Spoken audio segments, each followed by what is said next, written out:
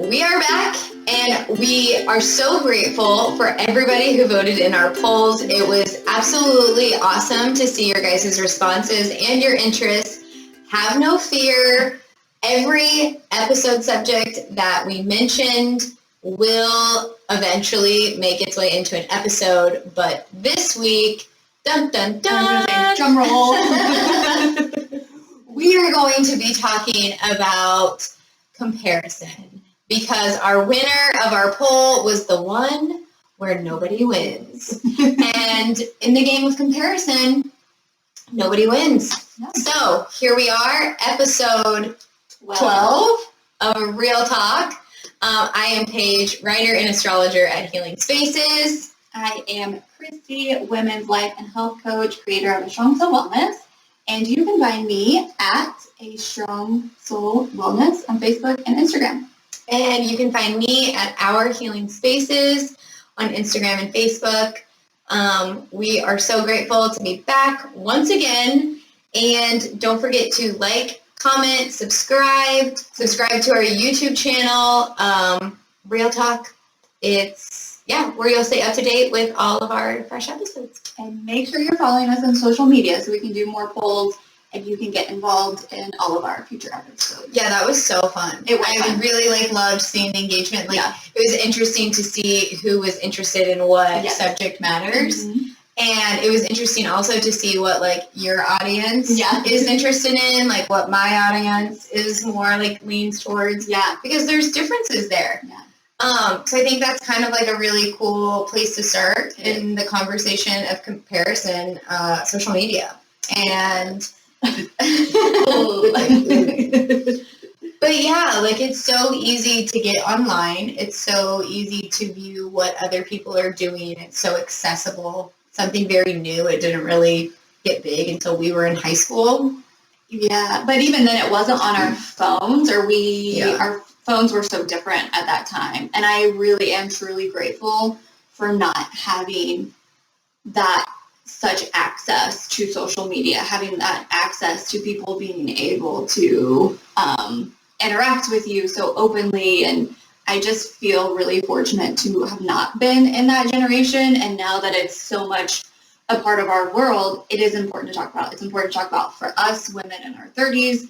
It's especially to talk about with those young teenage, college age women, because the internet and social media can be a really ugly place, but you do have the power to cultivate a different atmosphere. Yeah, for sure. And I think that's important. Yeah, super important. And for us in high school, in our experience, I remember just starting there, it was hard enough. High school is hard. Being a girl is hard. The standards set by society, on women and specifically the way that they look, specifically that the way that they should act or should behave or should look or should do or shouldn't do, whatever it is. I remember that being so hard in high school without all of the social media pressure and that layer of influence. So I can't imagine what it's like for kids nowadays. And so I think as a mother, and as a person who has to navigate it being seen on social media through my business, through my blog, is also something that I have to continue to work through. For me, the biggest place of comparison that started for me at such a young age and in high school was definitely with my looks. It was definitely with my body. I was always curvier. I always had curvier butt, curvier thighs, curvier, just had a more curvy body type. And I compared myself so significantly to you and to, other people around me. Why am I not? And gosh, I wish I was taller. Gosh, I wish that I was a little bit thinner. Gosh, I wish that I looked a little bit differently in this aspect or this aspect. And that journey in itself has been so profound for me, just even in the last few years. Because I would approach it in such an unhealthy way and I would internalize it. Yeah. I wouldn't necessarily talk about it. Even you and I had this conversation not that long ago about the intrusive negative thoughts that I struggled with so deeply about the way that I looked and the way that I fit into clothes or a swimsuit or whatever it is. And it's just been now in the last year that I feel like that relationship, I found a more peaceful place. I can become aware. I can acknowledge those thoughts as they come up. I can explore them, and then I can, shift them in a different way. Yeah. I read a book. It's called I Am More Than My Body by Bethany Myers, and it talks about being body neutral. I think I mentioned this in one of our episodes before, but it's like that pendulum of toxic positivity about having to love everything about your body all the time, and then the other side of it, which is body shame and like hating things about your body, hating yourself and the way that you look. And it's like this notion of not every day I hate my body, not every day I love my body, but every day I choose to respect my body. And that has really allowed me to shift as an adult, something I was still struggling with as an adult, and taking a different perspective. But yeah, when you're in high school, people don't necessarily like have those conversations with you or give you those tools to navigate that in a healthy way. Yeah, and even adults, like I remember we didn't have a whole lot of adults that we were around that would help us shift those sort of conversations. I remember some adults being a part of those conversations of comparing us to one another, always trying to pit us against one another. And for me, my issue, it's interesting because we experience the same thing of our body, but with a different body type. Yeah. I hated how flat, how straight my body was. And I was made fun of. People love to poke fun of the things that you are insecure about. Yeah. Surfboard or whatever. Oh my gosh, I was literally just thinking that. Itty bitty titty committee is something you like. That's that's terrible. I can laugh now, and I shouldn't because those things are probably still said. Shelf butt. I was like, it's terrible. People making fun of my freckles, and now like my girls experience that, and so I think it's interesting to have this conversation, especially around body image, when we're coming from two different processes. Yeah. And for me, my struggle was this idea of a woman should be curvier, should look differently than what I looked. And so I always felt like that made me less of a woman. And I struggled with connecting to that like feminine energy, connecting to the feminine power. And as an adult, the word sexy and feminine, I could not associate with. I was very disassociated with. And it was something that I've had to really work through. And, there is not a particular body type that makes you a woman. Overcoming that probably in the last, I would say probably 2.5 years has been a really awesome journey. But if we could start it with those younger girls, it would make such a huge impact in the way that they show up in the world. And I think for me, what would happen is I would compare myself to these other women that had, these like beautiful curves and just looked like, to me, it was like they just looked like a woman. But because of that immature comparison, the immature aspect and the comparison, it would make me not like that woman without knowing her. It would make me think that, she's out for attention, or like all these really negative thoughts that do generate that women against women kind of scenario. And so being able to really transition that and, to like a waitress that just is like, beautiful and energetic and so different than I am, it would make me uncomfortable. And now I just look at it so differently and just think, women uplifting women and women empowering women. But it does truly start with your relationship to yourself and working on that comparison and finding respect and beauty in yourself in the way that you are. Yeah. And I think a lot of times what happens with comparison, how I envision it, it's like there's a scale, like for an example, I would have thoughts of like, oh, Paige is so smart. Like, she knows she's so wise.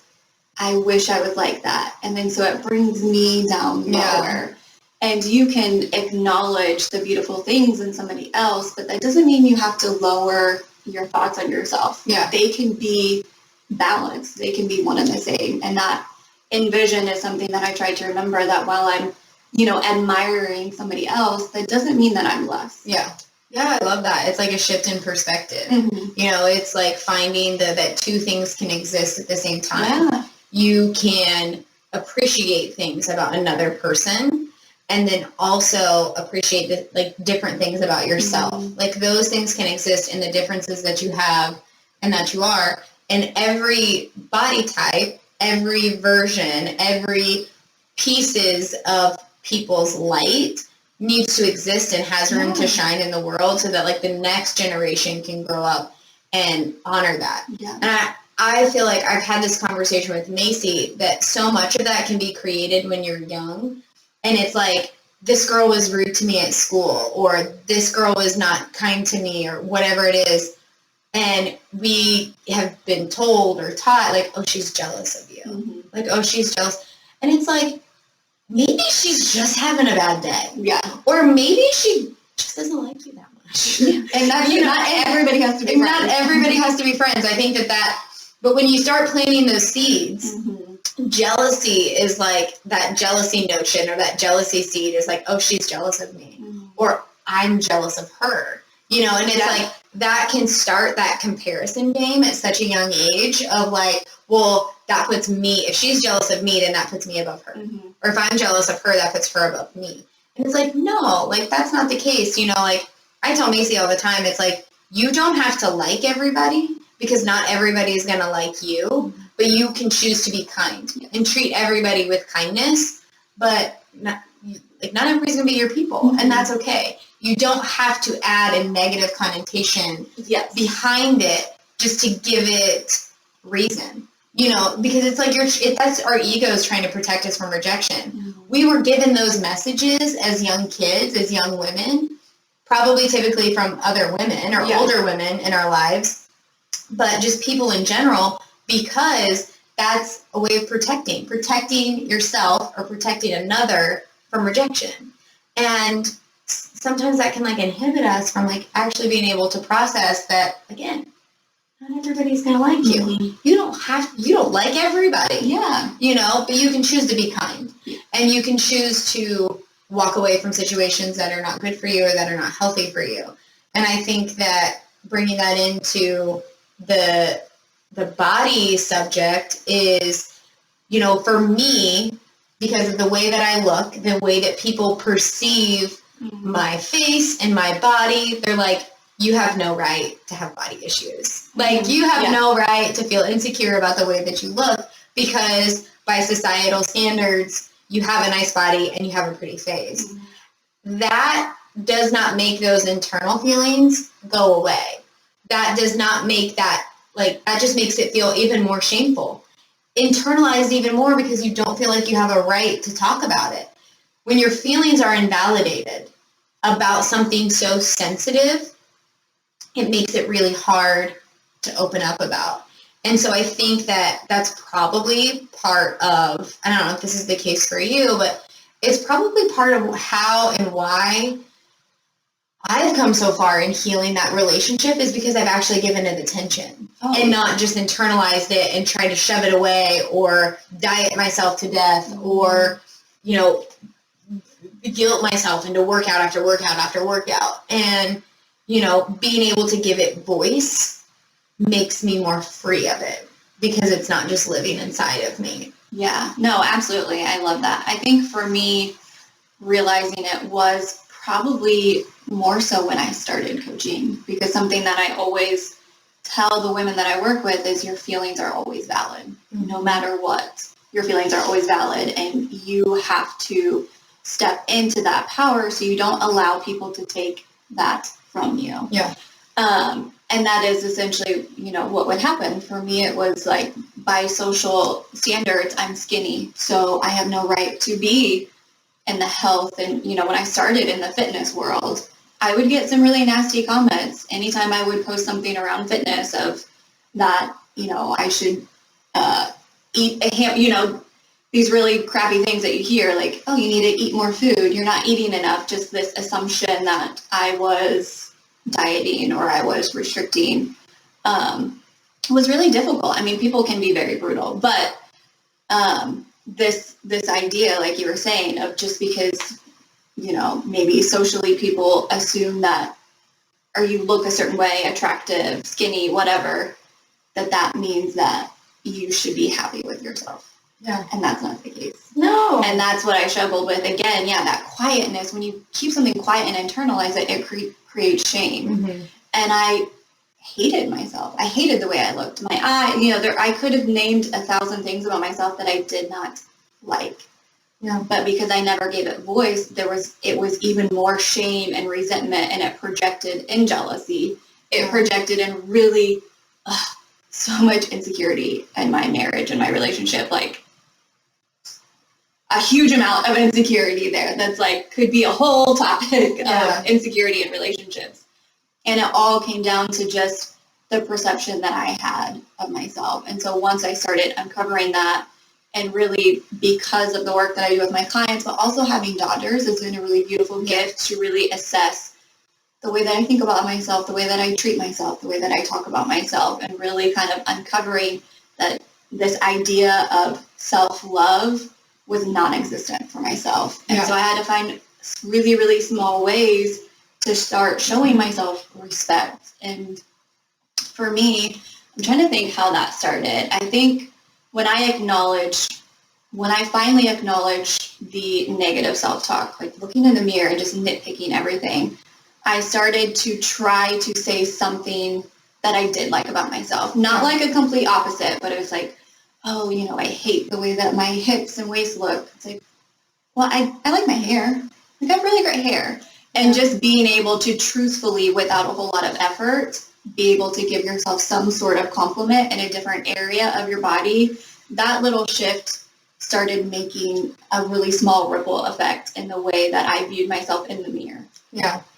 I think for me, one of the biggest things that I have to do on a regular basis is I have to take an inventory of who, tying this back into social media, who I am following online, because that is a very slippery slope for me. If I am looking at, witnessing, taking in images of people that have different body types, that have a different lifestyle, that have all of these things but look a certain way and are promoting a certain physical body type, that can be very triggering for me. So I have to be very cautious and careful, especially because I have a tendency I have had in the past and had to do a lot of work of obsessive compulsive thoughts around food, around diet, around exercise, around my body, and that negative self-talk. I have to take an inventory of who I'm following. So this is like, I think, a perfect place to insert. If you follow anybody online that is triggering for you, it does not have to mean that their content is bad. It does not have to mean anything about that person. But if it is triggering for you, give yourself permission to unfollow them. If you are comparing yourself, if every single time you see that you're comparing yourself to that person when their posts come up and it's making you feel not good enough, unfollow them. Because even though what they could be putting out into the world could be serving a lot of people, it might not be serving you at this time. And then allow yourself to explore why.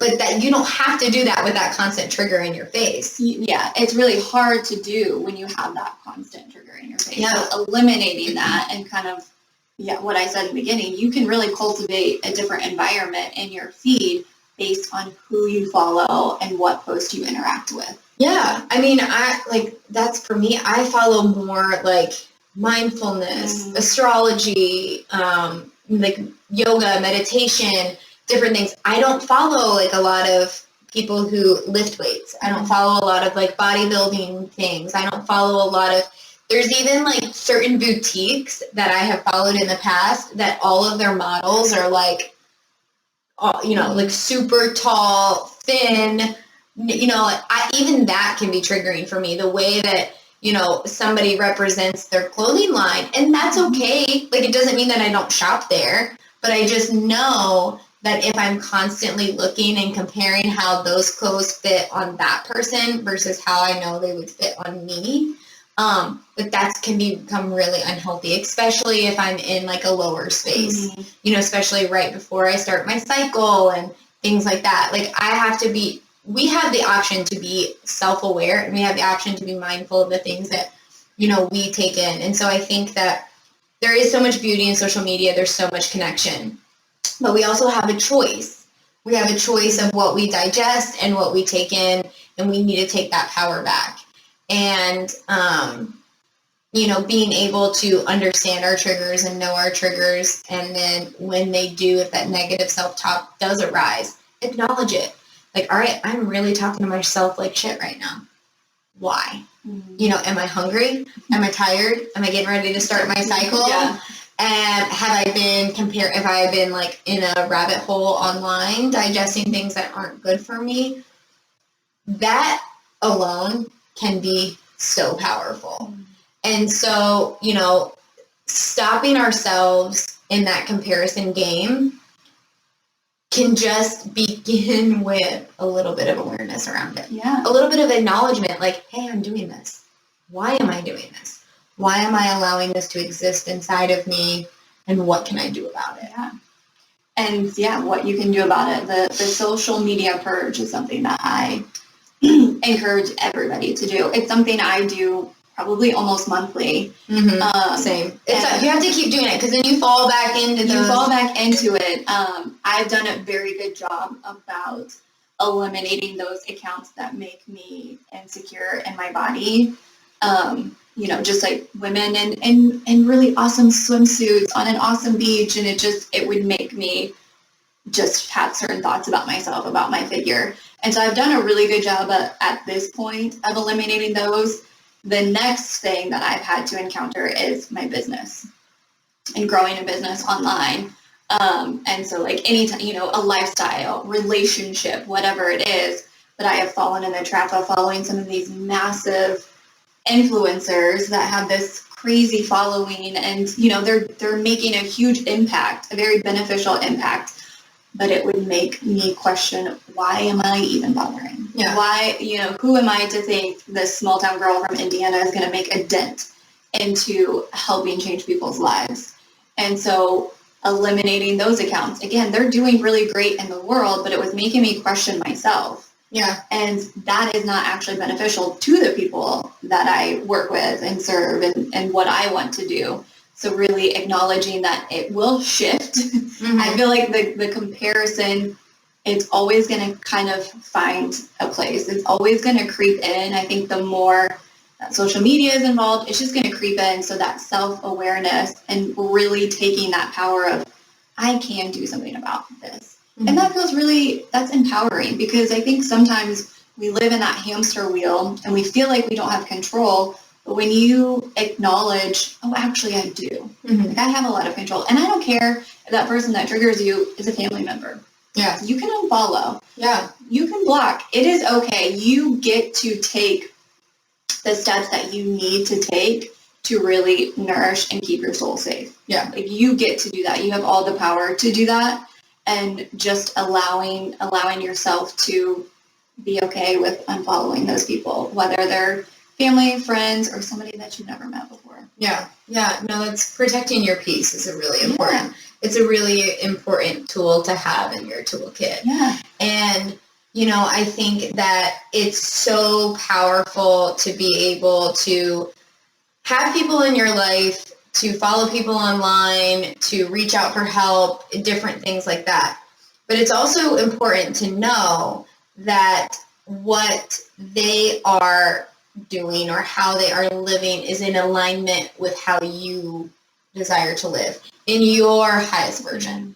Like, what works for me doesn't work for you.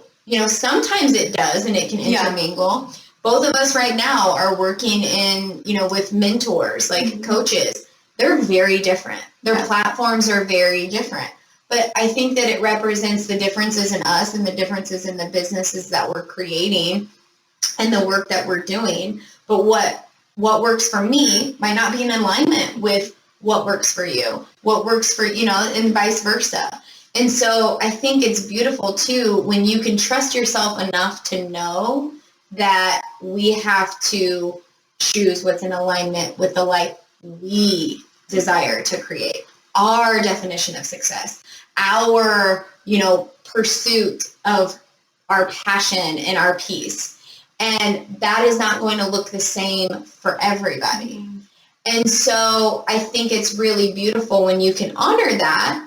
And the same thing with who you follow online. What is in alignment with the life that you desire to live from the depths of your soul, not just from like the societal standard of what success looks like or what a good life looks like, but from the depths of your pursuit of your highest version and your peace.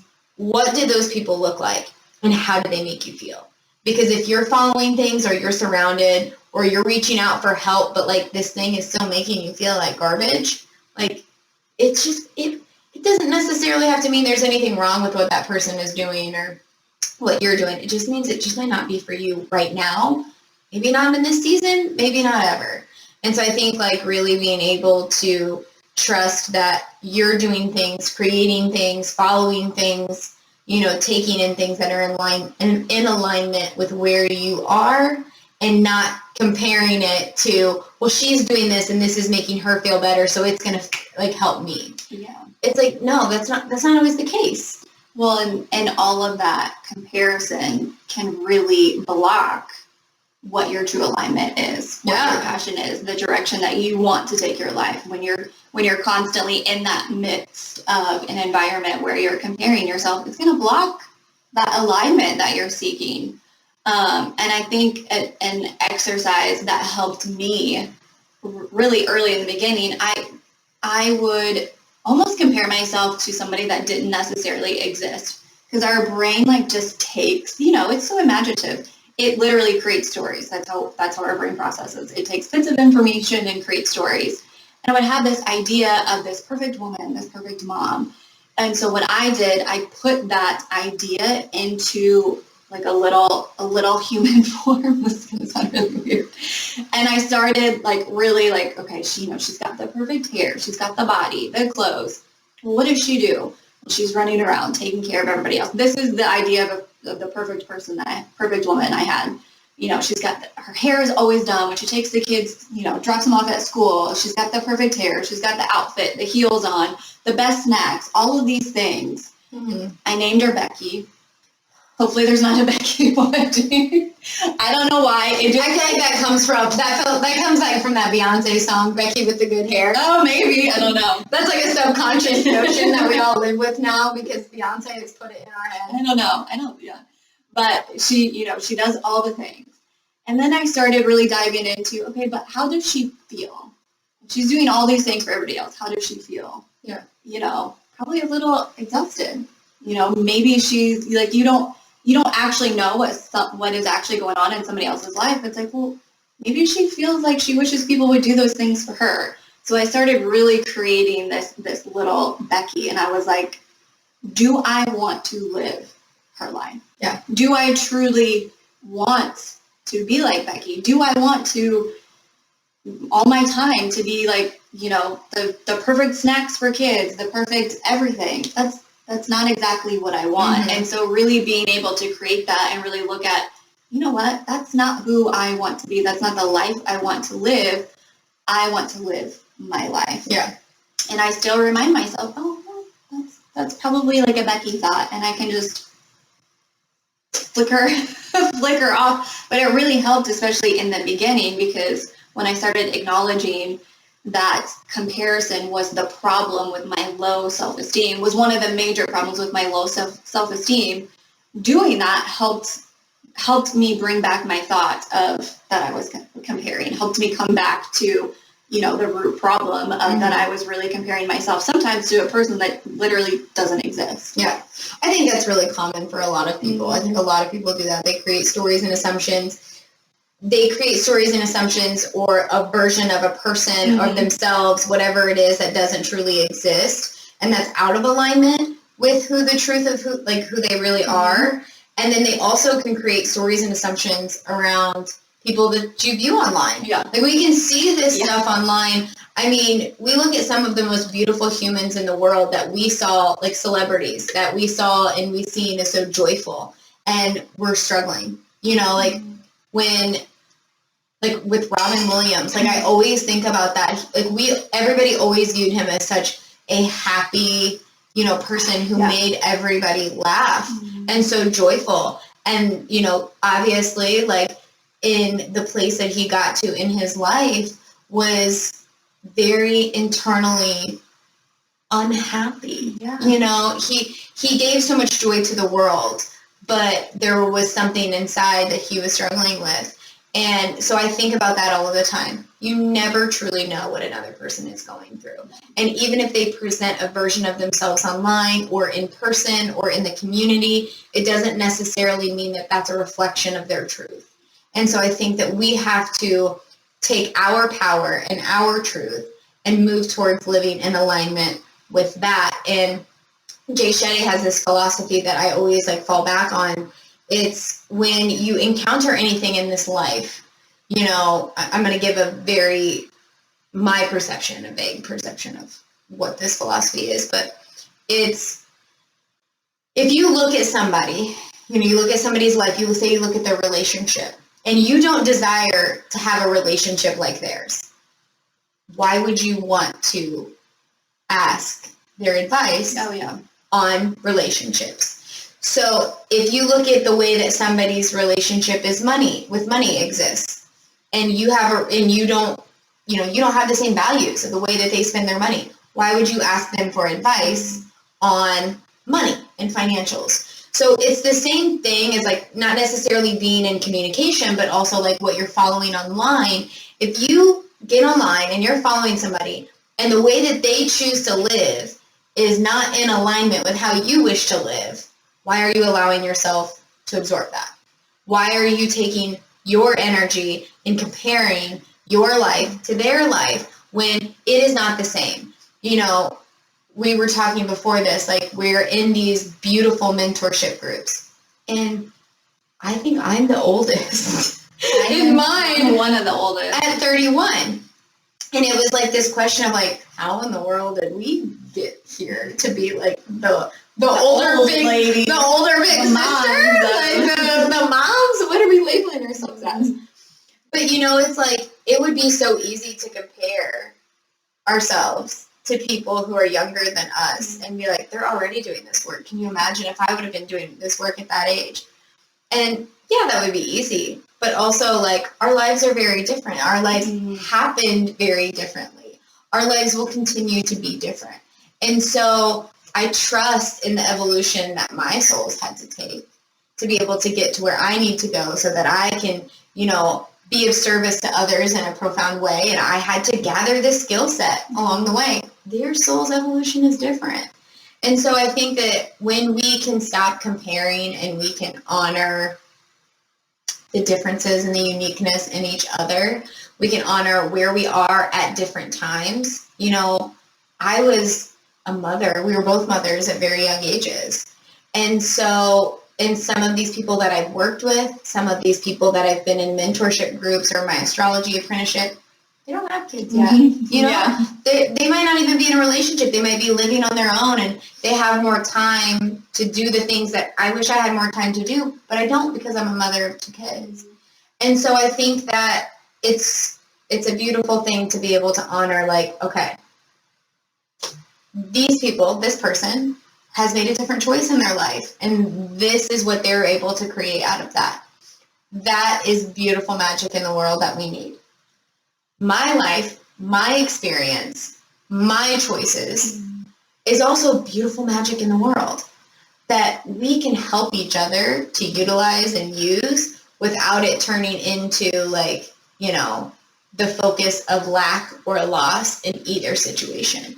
Yeah. You know, just because somebody else is doing some really amazing things and that doesn't mean that what you're doing is any less. It's again, like going back to that scale. It doesn't have to mean anything about you.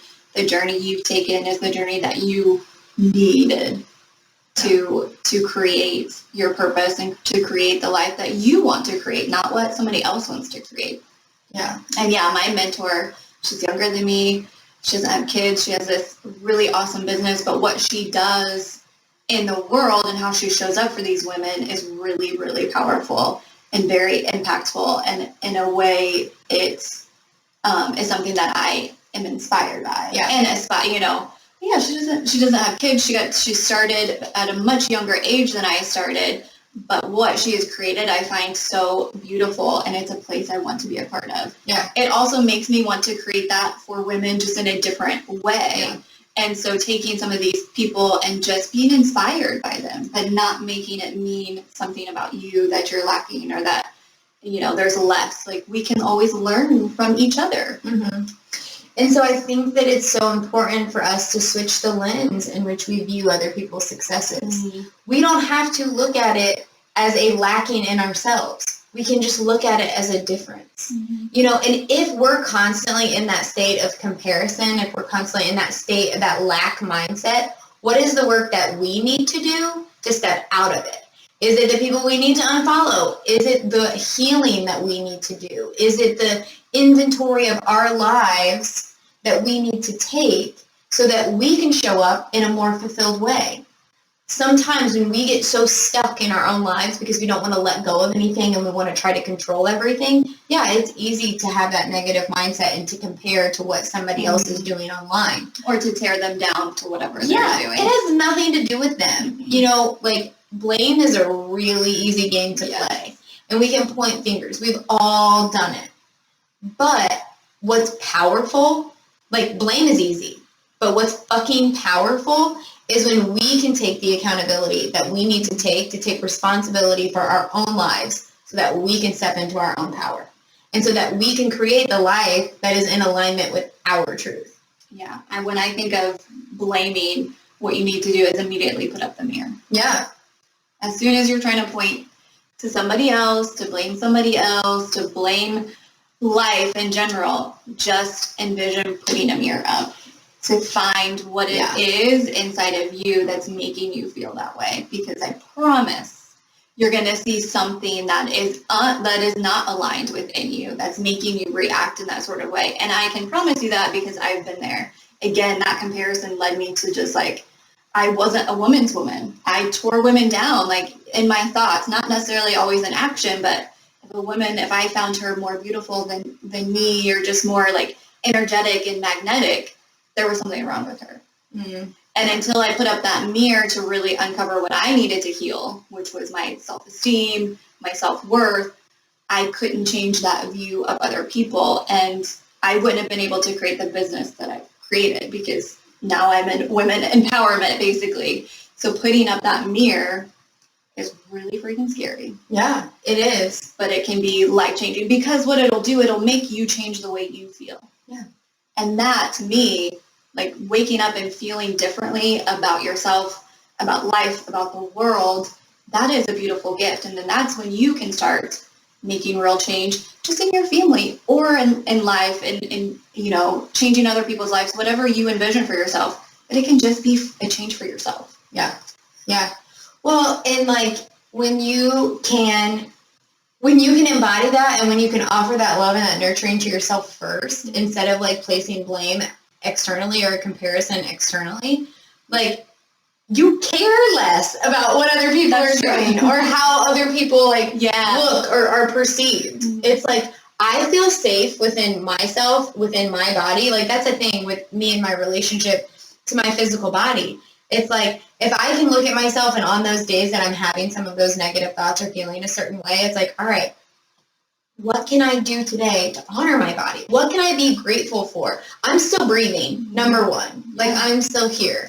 My body brought 2 lives into the world. My body's been through a lot, and so being able to shift that perspective, but then also too, what was coming up to me when you were talking is when we can acknowledge our environment, that's super important. And sometimes there's people when, even when we have to hold up the mirror for ourselves, that's important. But also, if you find yourself that you're surrounded by people who are constantly playing the comparison game, talking shit about other women, talking shit about other people and what they're doing, and like, oh, that must be nice that they're doing this and then they're doing that. Like, you have a choice of who you surround yourself with and those mindsets. We've had people in our lives that, made us, question our worth, that made us question the way our body looked, the way that they compared us to them and us to each other. Yeah. We've had those people in our lives, and as scary as it is okay to take a step away. Sometimes you just need a little bit of space, and sometimes you just need to not have them around at all. Like, that's an option.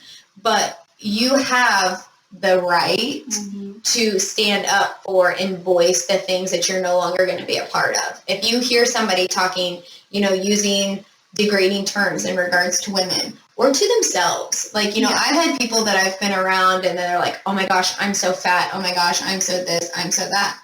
And, I'm like, no, you're not. Like, you're not. You're actually really beautiful, and maybe like honoring that before, like those negative thoughts take over is the place that you need to work. Yeah, absolutely. And so, like really taking inventory of the people that you're around, because when you become like a part of those conversations and they suck you in, that happened to me at one point this summer. I was getting sucked into this. It was like a diet, body, workout conversation. And I finally just said, I was like, it became really powerful for me when I started doing the internal work and allowed that to start expressing externally versus constantly being in this place where I'm consumed with my external appearance and how it affected me internally. Yeah. That reverse was super profound. And that was just kind of it. Like, I didn't have to prove a point. I didn't have to like drive it home or, shame anybody else, but I was able to advocate for myself. So take an inventory of your environment. Like, that can be super powerful, because if you are surrounded by people who are comparing them to you or degrading other people, it's really an easy conversation to become a part of. And it doesn't feel good for anybody. No, really. It is a conversation that you should remove yourself from. I would advocate for everybody to remove themselves from that sort of conversation. And that's something that, every day the women I encounter, there is a negative expression that they use against themselves, and I will stop it immediately. And I think you need somebody in your life that is that way. So really creating, friendships of people that are trying to be uplifting. It's not going to be perfect. I don't have good thoughts about myself every day, but it takes awareness, and I try to shift them. I try to be neutral and just respectful in all aspects. I just try to be respectful of the way that I speak and the way that I treat myself. And I think that for me has been very profound in my journey and what I help create with women. But being able to, I think the number one thing, it really is what I find is what women say about themselves. Yeah. That tearing themselves down. And I think if you can just start shifting that just a little bit, shifting that conversation and not giving voice to that thought always can be really beneficial in the surrounding of people that are in more uplifting conversations, or that will hold you accountable. Yeah. Hold you accountable to be like, shouldn't say that. You shouldn't say that about yourself. We always stop each other from saying that, even when we're like kind of joking, but kind of serious, when we're, you know what I mean, saying something about ourselves. Don't ever, ever tear yourself down. You should never talk shit about yourself, not for a joke, not to fit in, not for any reason. Yeah. Because that's what you think and what you say does create that reality.